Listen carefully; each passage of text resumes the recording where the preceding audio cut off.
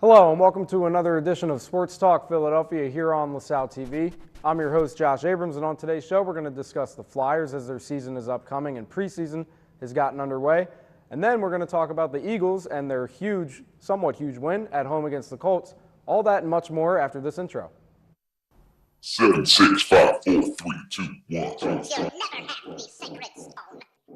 Oh, this you crazy mother.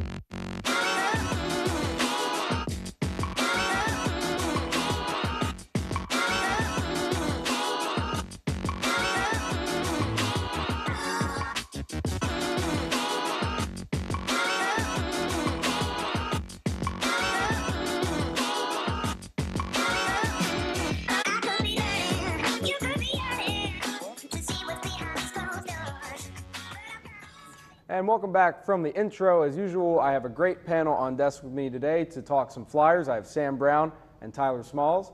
All right, guys, let's get right into it. So the Flyers are coming up soon, as I had mentioned. We're coming off of a pretty heartbreaking playoff series defeat to the Penguins. Usually in recent years, losing to the Penguins in the playoffs would be a good thing with their Stanley Cup titles, but they actually lost in the second round of the Capitals. But with that being said, the Flyers are almost on their way back. They had a pretty shaky season, and I think it was kind of up and down and more of a bittersweet season than anything. So I'm going to leave the floor open to you, Sam. What are your expectations, or just any takes that you have for the Flyers in 2018?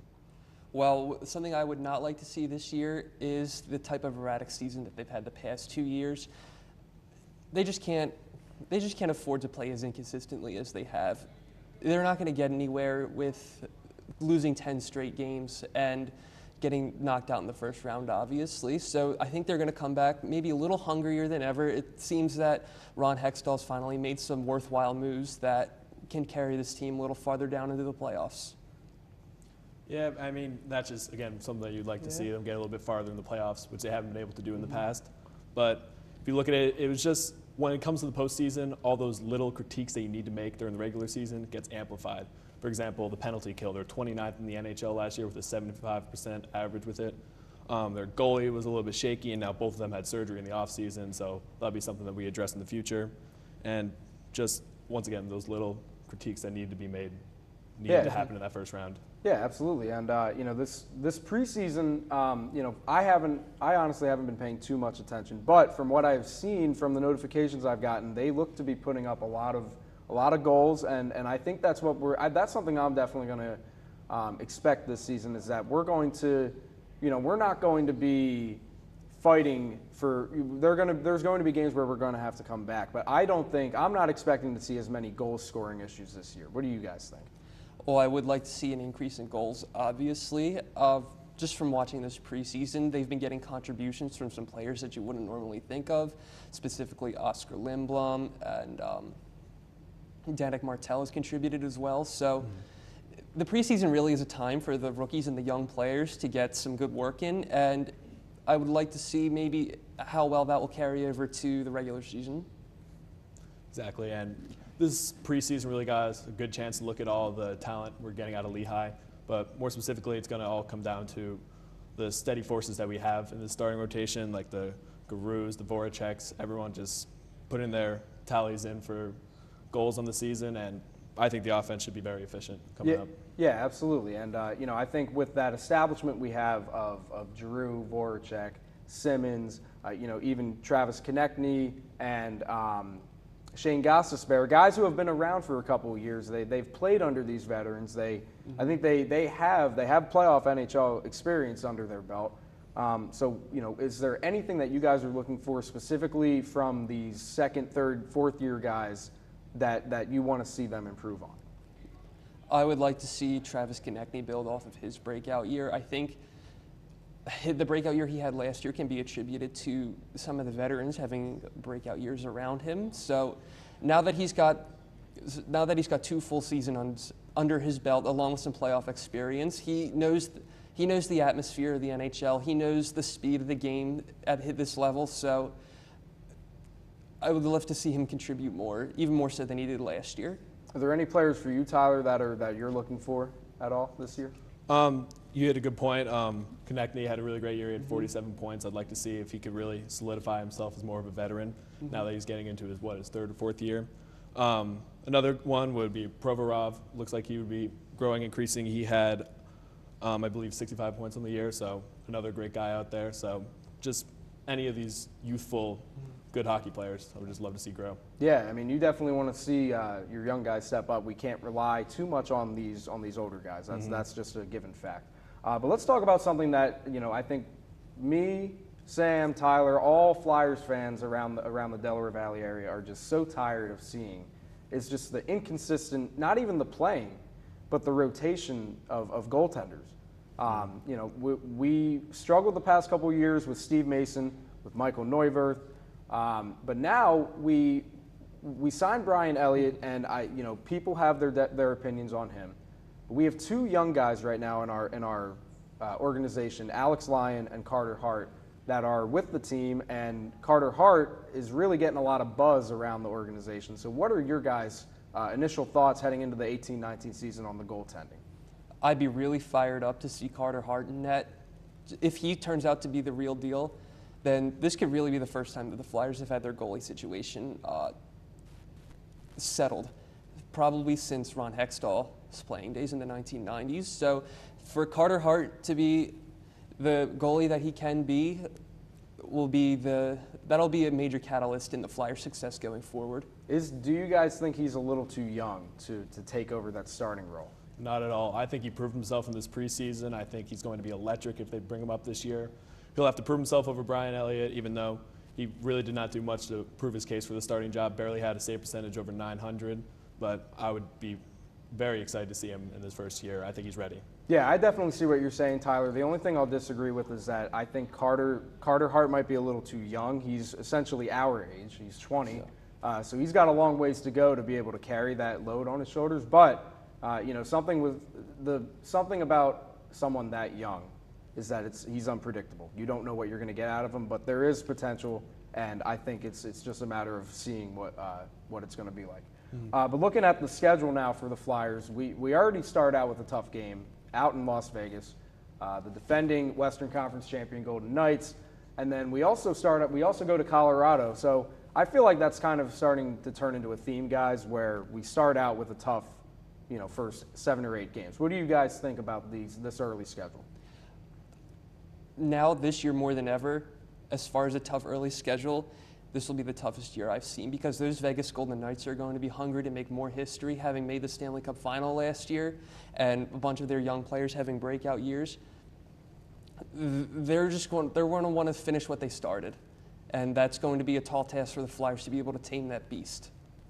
Yeah, but at the same time, if you're seeing these tough games and you're getting pretty much these teams that are going to be over 500, we can predict we're going to see them in the playoffs. This is when you want to face them. You want to face them in the beginning parts of the season, where if you drop below 500 or you don't get half the games that you want, you still have the rest of the season to make up for it. So I like this. It's going to be good for the rookies to see what real hockey's like and get used to the pace of the NHL. Yeah, still got a little bit ways to go, but definitely something worth bringing up. But the biggest buzz this week has to be the brand new mascot the Flyers unveiled a couple days ago. Gritty is the brand new mascot for the Philadelphia Flyers, and I'm going to see him tonight. I hope I get a picture with him, because that's going to be a lot of fun. Just real quick, guys, with this new Gritty in the Wells Fargo Center, what are your guys any general reactions? I think they just made a mascot for the sake of having a mascot. Every other team in Philly has one, so the Flyers are just jumping on to that bandwagon. I mean, I like the idea of having a mascot, but I think they should have gone with something different. This just does not work for me. I don't have much to say about it other than the fact that I won't be able to sleep. I think that might be the case with a lot of other people. But Tyler, what are your thoughts on Gritty? Yeah, I'd say my first impression of him was fear, of course, but and then you almost got a feel for him. His first day on the ice, you see him on that viral video of him falling. You got to pity it. I mean, he's a rookie out there. He's a free agent signing. I mean, we're hoping a lot from him. We're hoping he brings energy to Wells Fargo, but we'll have to see. I find it really funny how he basically has the same body. I mean, forget the face, which is up there, but he's essentially got the same body as the Philly Fanatic. Nevertheless, I think it's a great move by the Flyers to join in, great PR move and whatnot. But we're going to take a quick commercial break, and when we come back, we're going to talk some Eagles.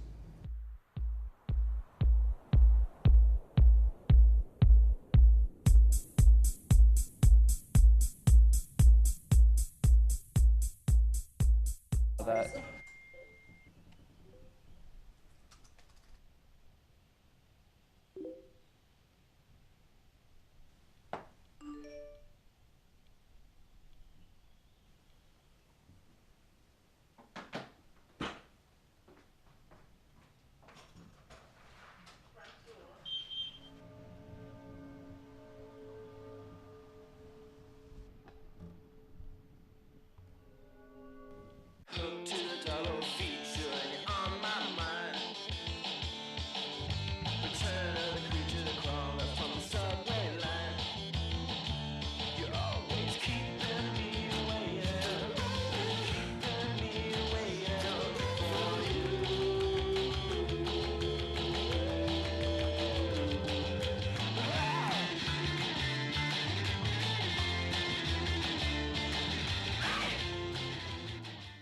Tell me you didn't watch the Phillies game last night. Unfortunately I did, and it was just so heartbreaking to see the first 8 batters strike out. Claude Giroux hasn't done anything for this organization. I'm confused. You're doing an internship in sort of marketing and production, right? I really can't believe that Ben Simmons won't be dropping threes on the court this year. Hey, Tanya, I know you're really busy, but could you tell me who the Sixers play on October 28th? Doctor, in order for the Eagles to win this week, they're going to need 250 passing yards from Carson Wentz. We're going to need 100 yards rushing. I don't care who it is. We're going to need a lot of good production from our tight end and wide receivers. And I'm going to need 5 interceptions from Malcolm Jenkins. Yeah, Mom, look, I know the money situation isn't good right now, but I promise you Travis Konechny's going to have a breakout year. Hey, I had to climb to the top of Mount Everest to find Nick Pavetta's ERA. Sports Talk Philadelphia. We talk nothing but sports all the time.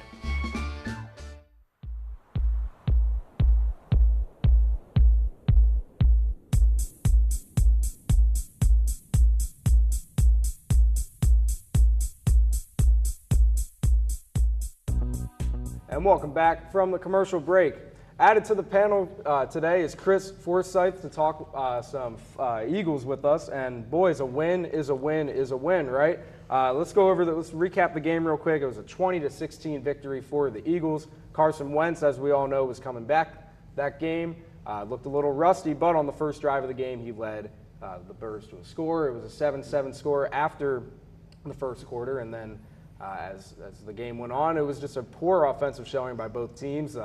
Eagles' defense was obviously a notable factor in that. And then the Birds score with about 3 minutes left to give them the ultimate 20-16 win. Looking at the box score now, we had Wendell Smallwood stepping in for Jay Ajayi and Darren Sproles getting a good amount of touches, touchdown, and some receptions as well, filling in for Sproles. And as we all know, Derek Barnett provided the play of the game with the sack on Andrew Luck. So, guys, we're 2-1. As I said, a win is a win. What are our general reactions coming off of that tough win against the Colts? I liked how players that you wouldn't normally think of, I know I said that earlier, had made contributions such as Wendell Smallwood stepping in for Ajayi and Darren Sproles. So having someone fill in when the big stars can't is always a good thing. Other than that, the defense held down the fort, having the Colts not played very well offensively. But all around, I think this was a good game, and I know they have some steps to take from here. But that's all I was very impressed by the Eagles' defense. Very sloppy, full defensive game with also a little bit of shaky offense, as you said. But Luck only getting 164 yards and a touchdown. That's huge from the defense. Offense, of course, could have been better, but I think it'll be better this week when we get to it, having a lot of their assets back. But I thought Corey Clement would be the one to step up. I had him as my MVP last week, but it turned out to be Smallwood with the game-winning touchdown. So whoever wants to be the hero that week, we'll take, because now we're 2-1. My general reaction was Jalen Mills had a great bounce back from last week. Really had a lackluster week last week, but this week A lot of screens that he came up and made good tackles on. The 2 PIs, I mean, there's nothing you can do about that. And then the offensive line was somewhat to be desired, I would say. I think he got sacked 5 times. It's not ideal for his return from a bad ACL injury.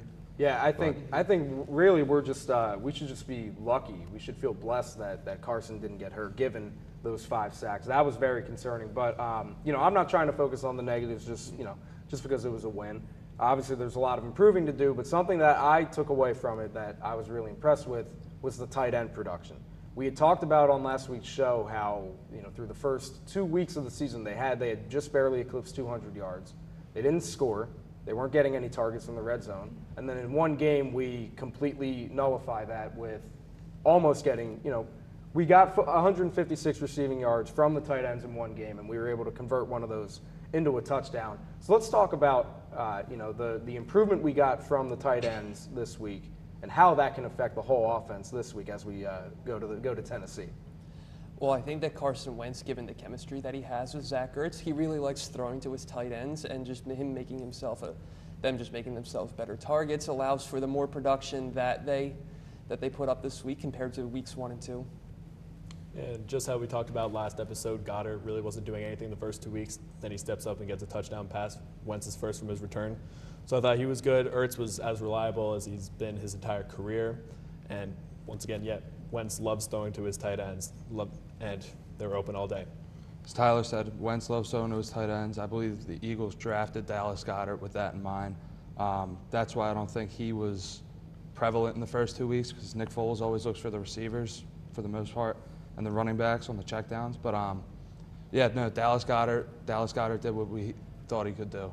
Yeah, and as I said before, we'll take a win any way that we can get it, because I think something that I've been talking about throughout this whole spiel of us being able to win these games is that Doug Peterson's 17-3 at home now, and in recent years before we got Carson, Eagles fans were so used to not being able to get the job done, coming up short, not being able to come back. Well, now I think we're starting to get into a transition period where we're starting to be able to close out those big games. And it doesn't matter which opponent we face. I think we're starting to see a brand new Eagles, I don't want to say a dynasty, but just the fact that they're able to close out these games. What do you guys think? Finishing is always important, and that's something that you're going to have to do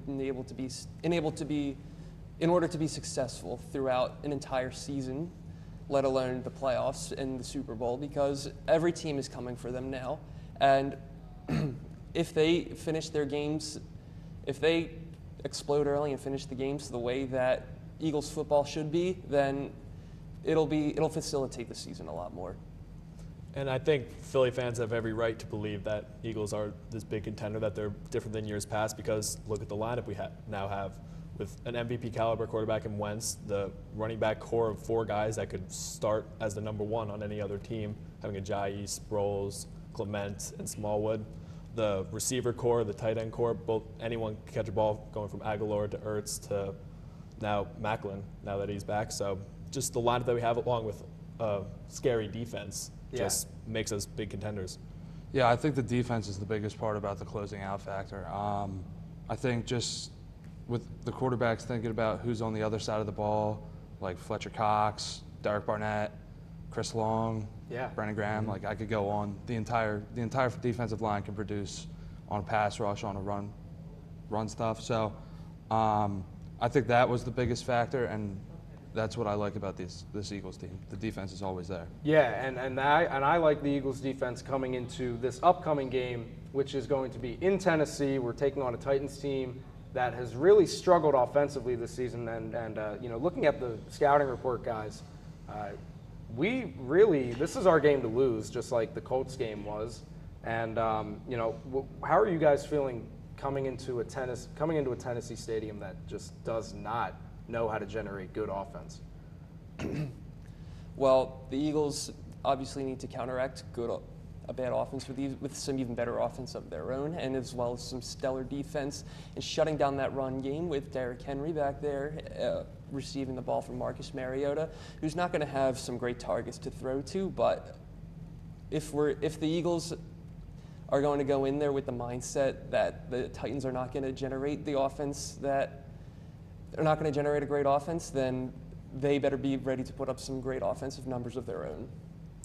And this game, I'm really not as worried about as I was the Colts last week, because you said it, they really have not been able to convert in the red zone. They haven't been able to put up points. Mariota has 203 yards in the season without a touchdown, which is almost pathetic for what we expected out of him out of Oregon. Yeah. And even Derrick Henry, touchdown list, and Deion Lewis having won, a great running back duo who really hasn't produced all year, and just the whole team as a whole has not contributed to anything. Yeah, Mariota's been hurt with that elbow injury, so they've been doing the quarterback switch, which obviously does not work in the NFL. Yeah. But I'm more confident, like you said, I'm more confident about this game this week because our run defense is probably one of the best in the league. And the pass defense we don't have to worry about as much this week because Andrew Luck's not behind center and it's an injured Mariota. Yeah, So. absolutely. And I think it helps that Carson's going to be back for his second game, and if Alshon can play, and I'll get to him in a little bit when we go over our picks, I think that's going to elevate us in so many different ways, not just against the Titans, but in the even next week when we play the Vikings, that's going to be a tough game. We're going to need to be fully healthy for that game. But let's get into our picks. Once again, everyone's optimistic that the Eagles are going to win this week. I have them winning in a close one, though. Like I said, Carson being back, I think it's going to be a little shaky. If Alshon plays, I have him as my MVP just simply because of the difference he makes on the offense. I went over the picks last week for you guys, but I'm going to let you guys take it. Sam, explain your reasoning for your pick. Well, like I mentioned earlier with Carson Wentz and his tight ends, Carson Wentz also has a great chemistry with Jordan Matthews, which I think we're finally going to get to see against a defense that is not exactly stellar. So it's a time for someone making a comeback to make that comeback in a game where the challenges they face might not be as rough as they were. Sure. Should they be facing a better team. All right, Tyler, let's go over your pick. You have the Eagles winning, of course, 24-13. Why Corey Clement? He had such a horrible game. He muffed 3 punts. What's your reasoning behind that?